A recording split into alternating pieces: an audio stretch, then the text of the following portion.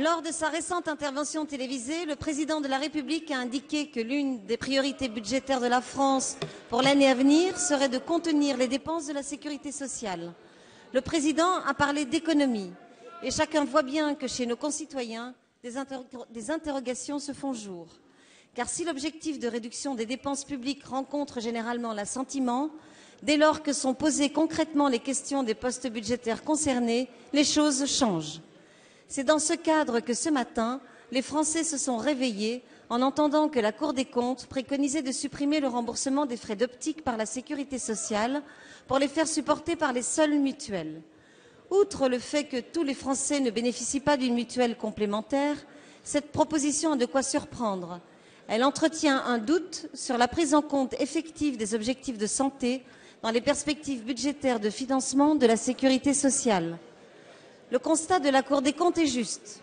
Moins de 200 millions de frais d'optique sont supportés aujourd'hui par la sécurité sociale, plus de 3,5 milliards par les mutuelles. Mais en ne traitant la question que de manière comptable, réglera-t-on le vrai problème? On peut en douter.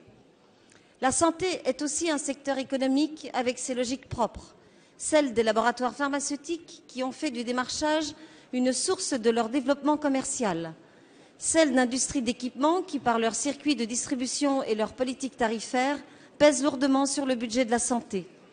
Réduire les dépenses de santé ne peut se résumer à une succession sans fin de déremboursements ou de transferts de charges vers l'assurance privée. L'ambition n'aura de sens que si nous sommes en mesure d'identifier ces logiques économiques perverses et que si nous luttons concrètement sur ce terrain.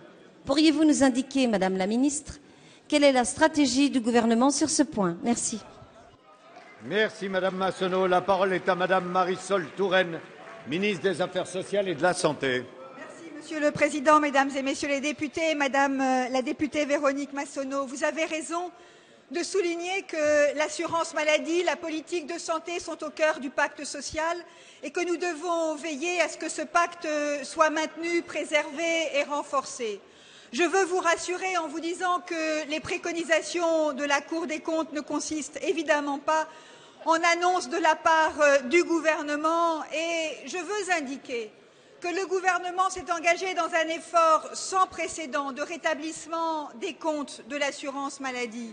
Contrairement à la droite qui a laissé filer les déficits alors même que nous étions en période de croissance, nous avons engagé la stabilisation des dépenses de santé qui ont diminué, Madame la députée, avec 2,7 milliards d'euros d'économies l'année dernière. Et la Commission des comptes de la sécurité sociale confirmera l'engagement en la matière du gouvernement dans quelques jours.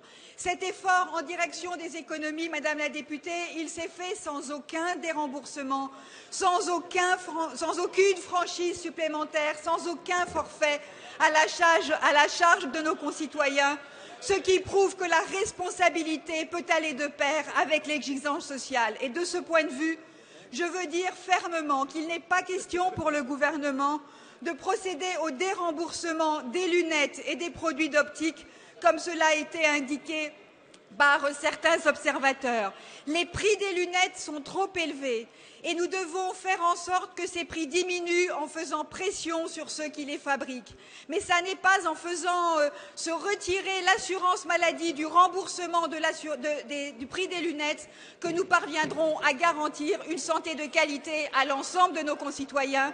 Nous avons la volonté de renforcer le socle de notre sécurité sociale et nous le ferons pour